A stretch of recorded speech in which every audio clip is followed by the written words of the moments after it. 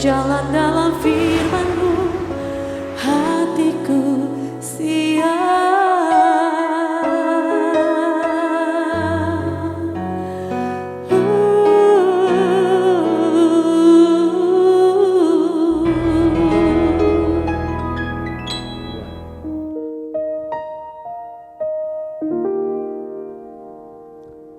Salam, God lover yang dikasihi oleh Tuhan Yesus Kristus. Senang kita boleh bersama-sama kembali dalam program Raise and God. Untuk beberapa saat ini, mari kita fokus dan berikan waktu terbaik kita untuk memuji dan menyembah Tuhan, menikmati hadirat Tuhan. Percayalah, dalam hadirat Tuhan kita akan mendapatkan kelegaan, akan mendapatkan damai sejahtera dan hikmat yang dari Tuhan untuk mengatasi semua pergumulan-pergumulan yang kita alami. Tuhan Yesus berkata, "Marilah kepadaku semua yang letih lesu dan berbeban berat, aku akan memberikan kelegaan kepadamu." Percaya firman-Nya, janjinya, ya dan amin. Mari kita bersatu dalam doa. Bapa di surga, kami ucap syukur karena dalam hadirat Tuhan ada sebuah kepastian. Kami akan menikmati kelegaan, kami akan menikmati damai sejahtera.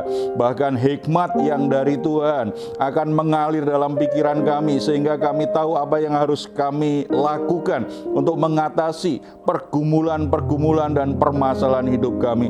Kami sangat percaya ketika kami dalam hadirat Tuhan ada kekuatan yang baru, ada sukacita yang baru, dan kami boleh melihat karya Tuhan yang luar biasa terjadi dalam hidup kami semua.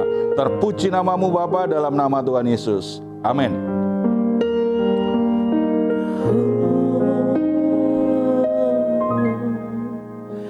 Jangan pernah menyerah, jangan berputus asa. Mujizat Tuhan ada saat hati menyembah.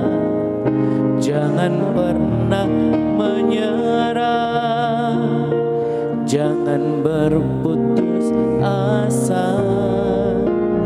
Mujizat Tuhan ada bagi yang setia dan percaya.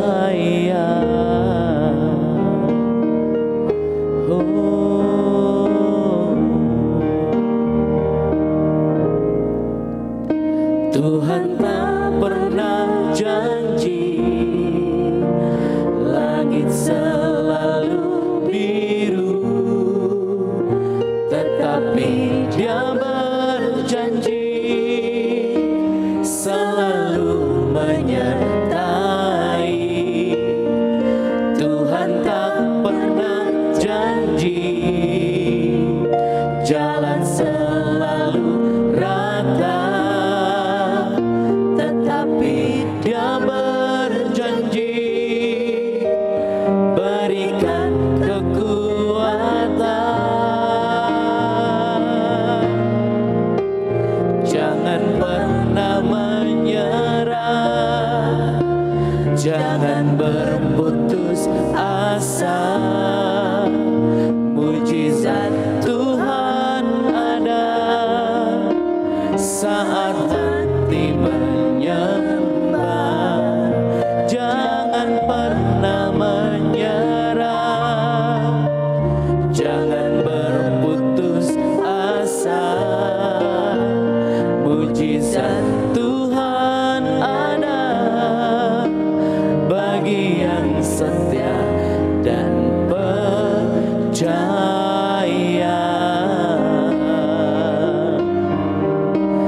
Haleluya, kami mengasihi-Mu Tuhan. Kami mau lebih lagi mencintai-Mu Tuhan. Glory bagi-Mu, sebab Kau mulia Yesus. Tiada Allah seperti-Mu.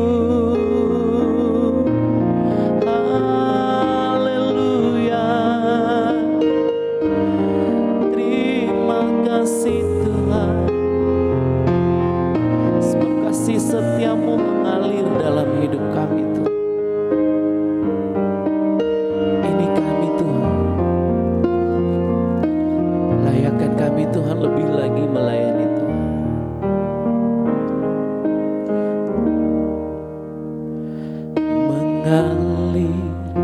kasih dari tempat tinggi, mengalir kasih dari tata Allah Bapa, mengalir, mengalir, mengalir dan mengalir, mengalir memenuhi hidup, mengalir kasih-Mu, mengalir kasih dari tempat tinggi,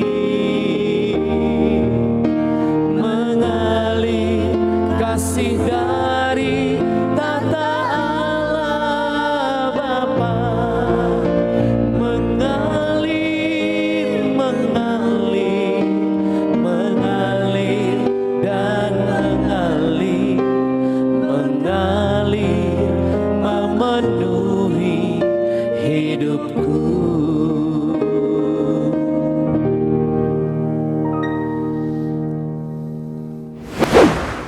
Puji Tuhan, saudara-saudara, ketika kasih Tuhan mengalir dalam hidup kita, roh kita akan berkobar-kobar untuk mengasihi Dia.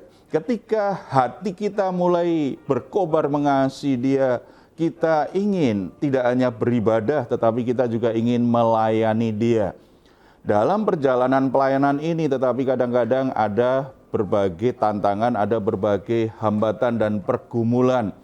Sehingga banyak orang kadangkala akhirnya berpikir untuk menyerah dalam perjalanan pelayanannya. Karena mereka berpikir tidak ada hasilnya. Atau mungkin kelihatannya tidak ada sesuatu yang seperti yang diharapkan.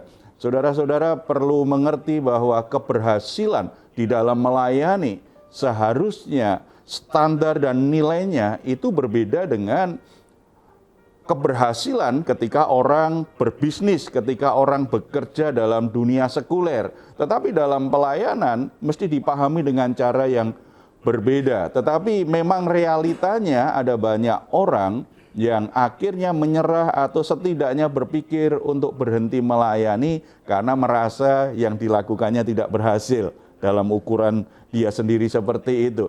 Kita akan melihat kebenaran firman Tuhan kaitannya hal itu. Bagaimana kita mesti bisa menyikapi sebuah pelayanan dengan cara yang benar dan kita tetap tekun menjalaninya.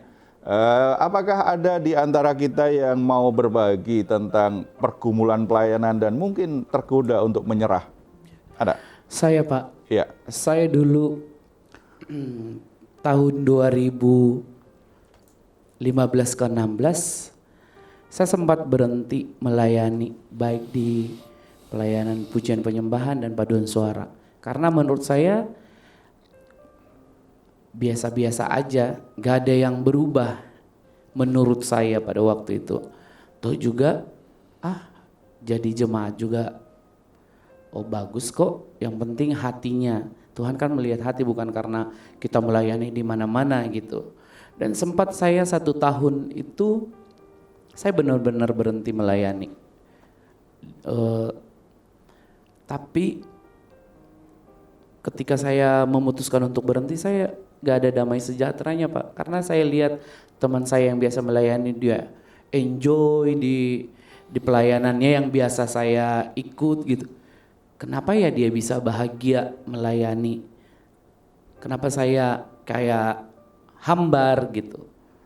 Tapi ada satu orang yang mengatakan ke saya gini, gimana kalau Tuhan berhenti memberkatimu? Ketika kamu berhenti melayani Dia dan Dia juga berhenti memberkatimu, bagaimana? Gitu. Saya merenung, oh iya ya, kenapa ya saya bisa kepikiran untuk berhenti melayani Tuhan sementara Dia tidak pernah berhenti pelihara hidup saya, baik di rumah tangga saya, di nafas kehidupan saya nggak pernah mengalami yang namanya kekurangan.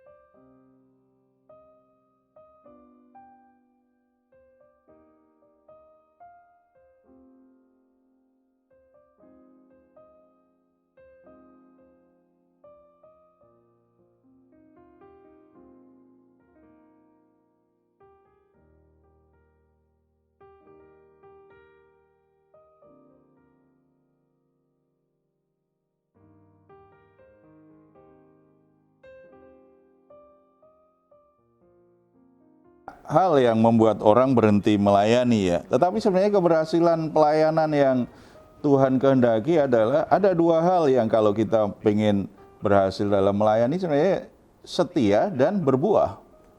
Setia, karena kita memang dipanggil Tuhan untuk melayani.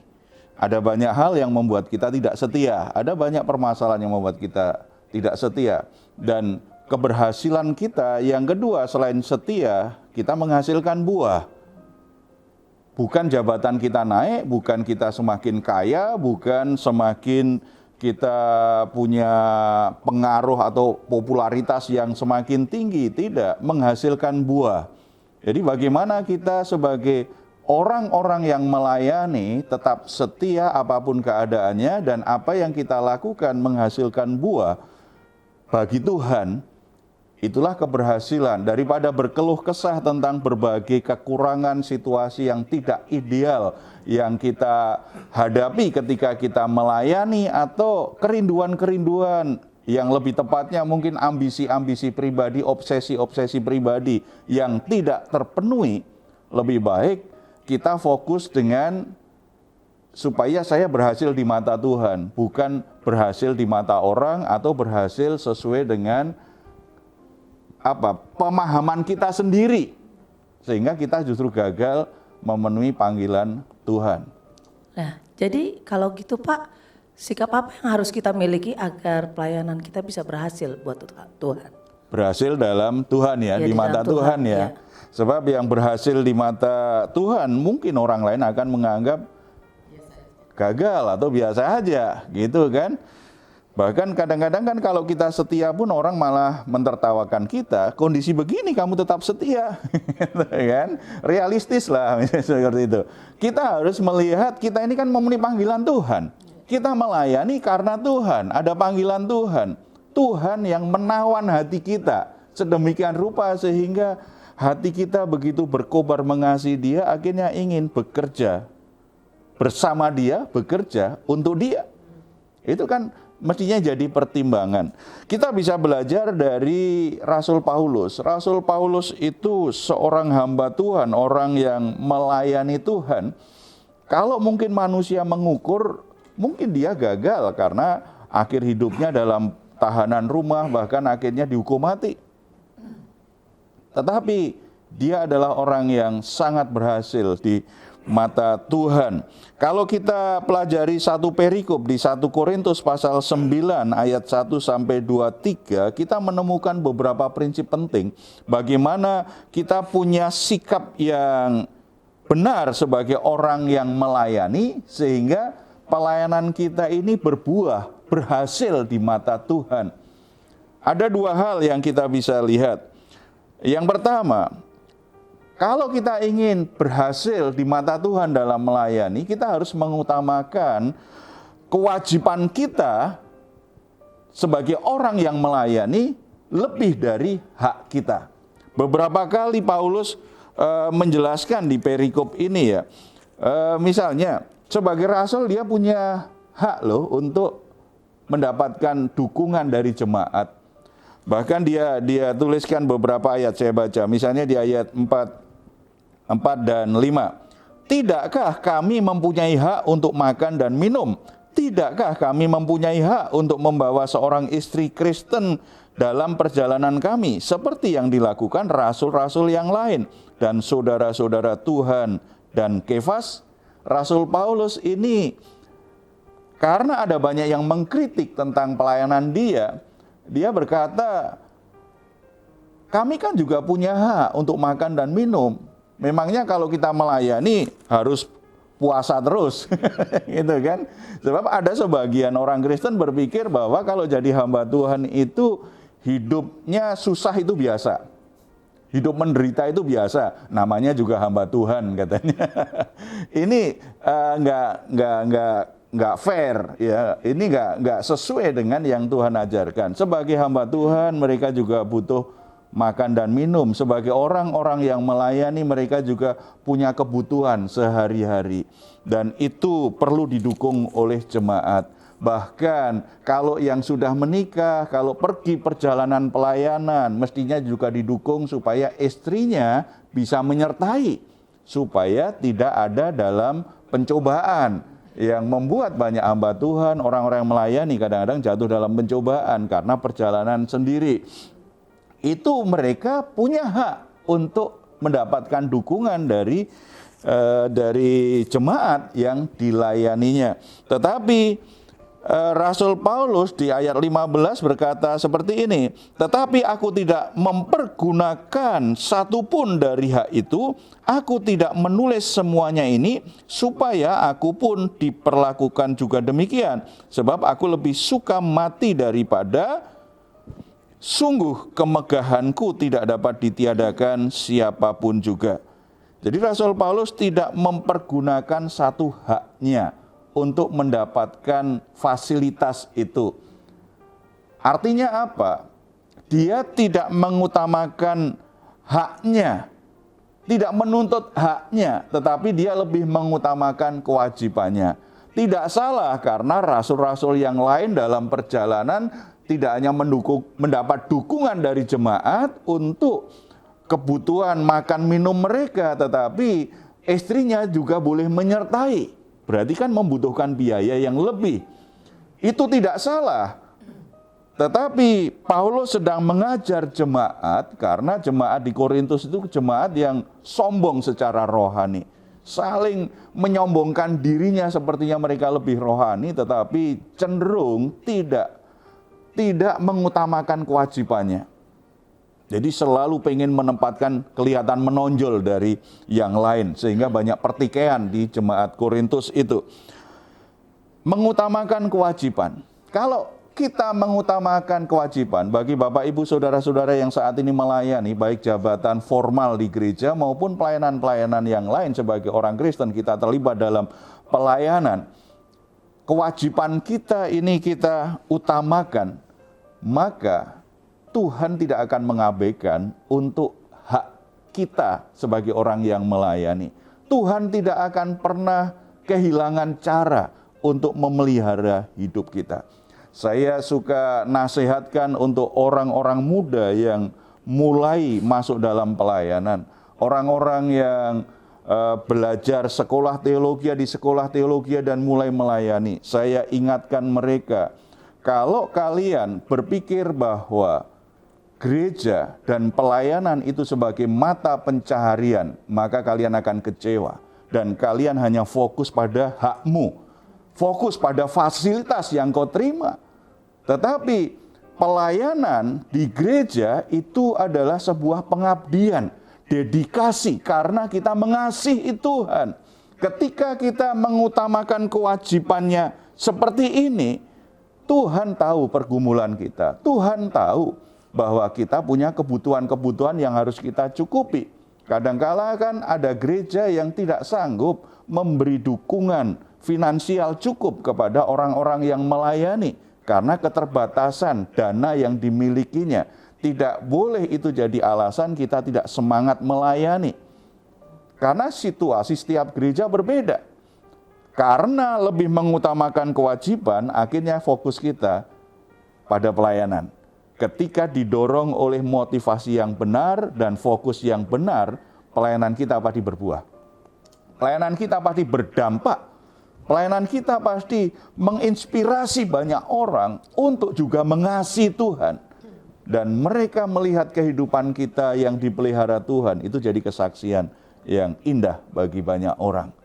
Yang kedua, kalau melayani Tuhan itu, kita harus mau jadi hamba bagi semua orang.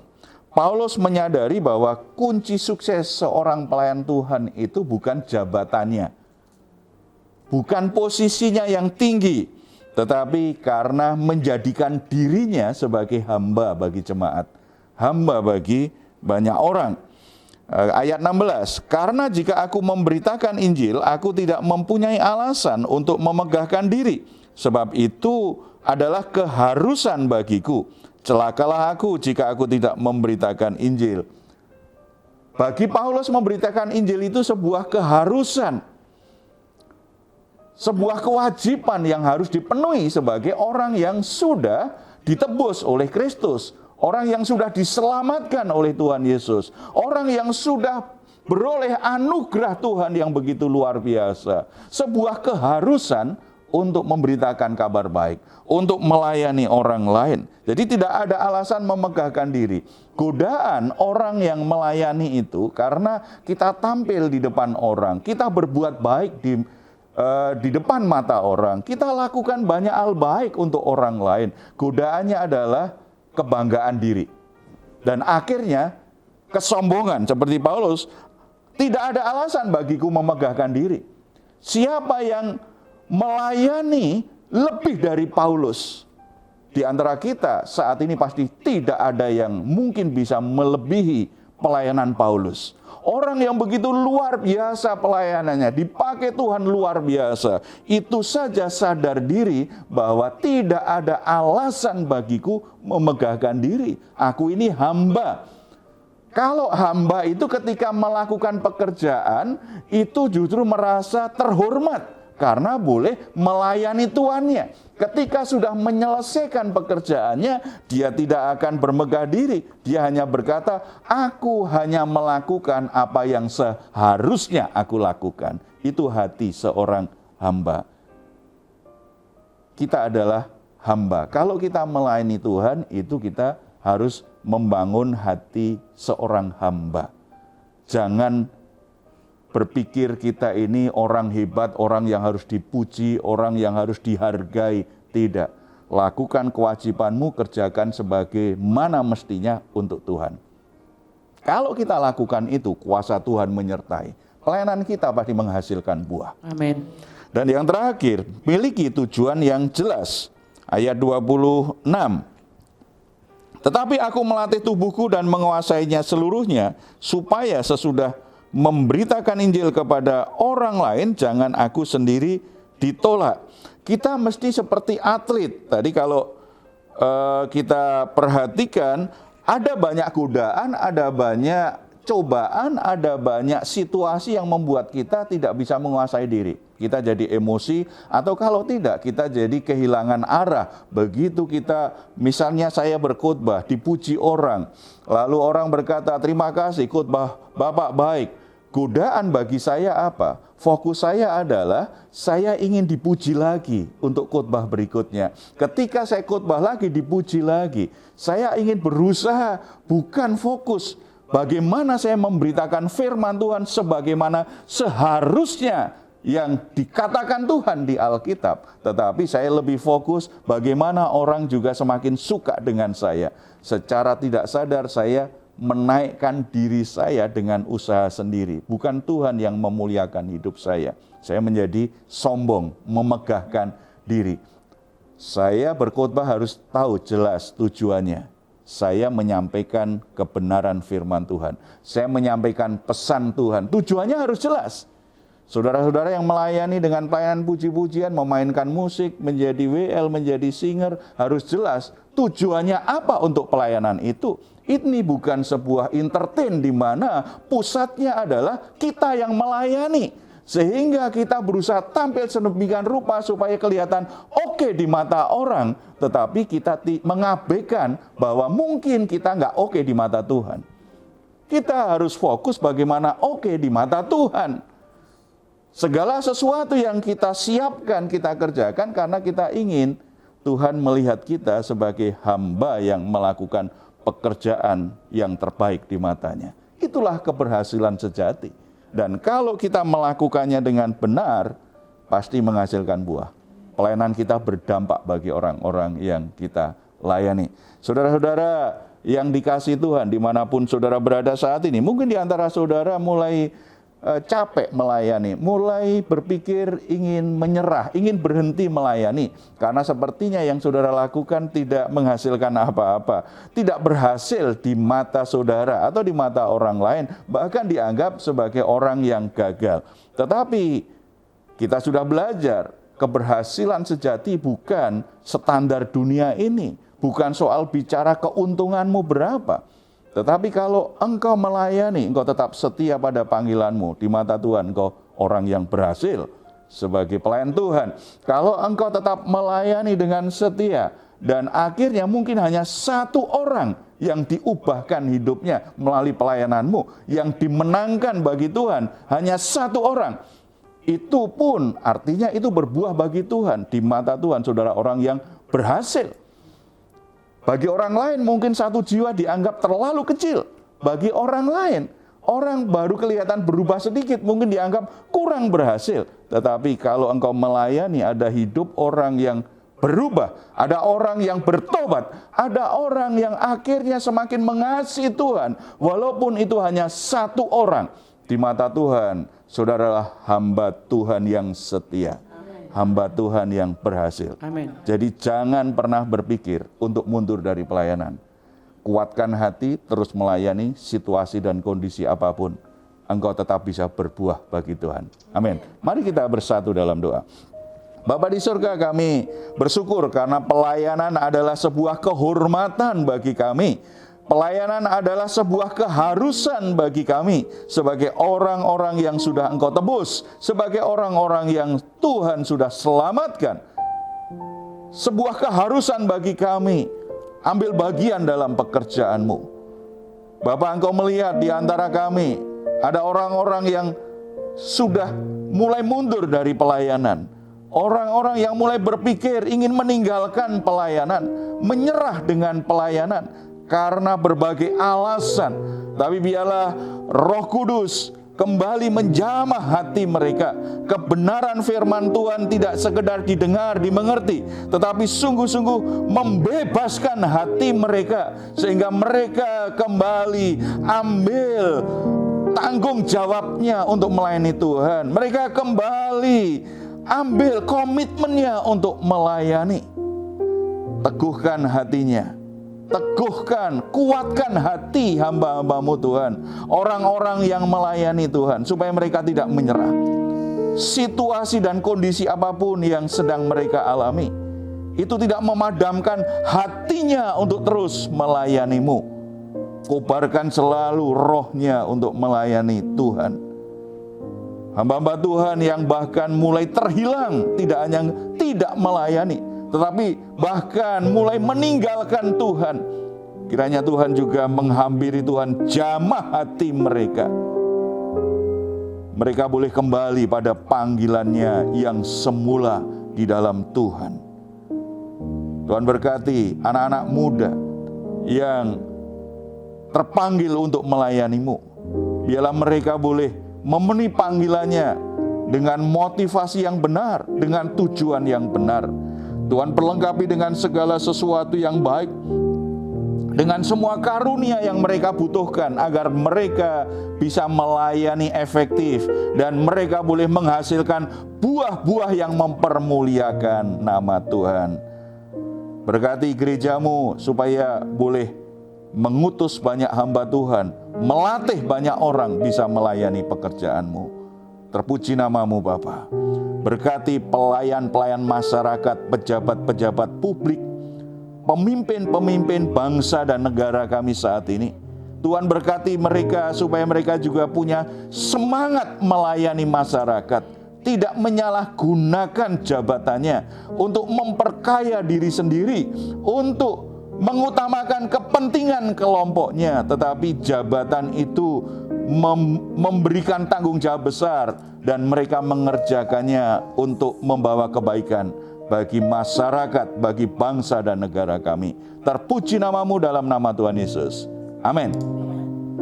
Saudara-saudara yang dikasihi Tuhan, jika saudara saat ini sedang dalam pergumulan, apapun masalahmu, dan saudara membutuhkan dukungan doa, silahkan untuk menuliskan pergumulan-pergumulan saudara di nomor telepon yang ada di layar saudara. Tim doa kami akan mendukung saudara di dalam doa. Kerinduan kami saudara mendapatkan jawaban dari Tuhan, pergumulanmu bisa ditolong oleh Tuhan. Kalau saudara ingin sharing, ingin tanya sesuatu atau memberikan komentar, silakan menuliskannya di ruang komentar yang ada di channel Diaspora TV. Kami tunggu.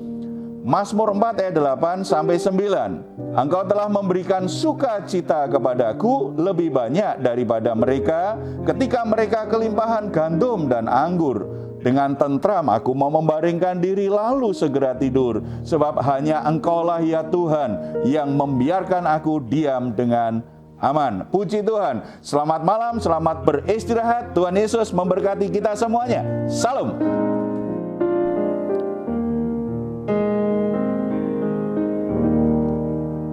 Mengalir kasih dari tempat tinggi, mengalir kasih dari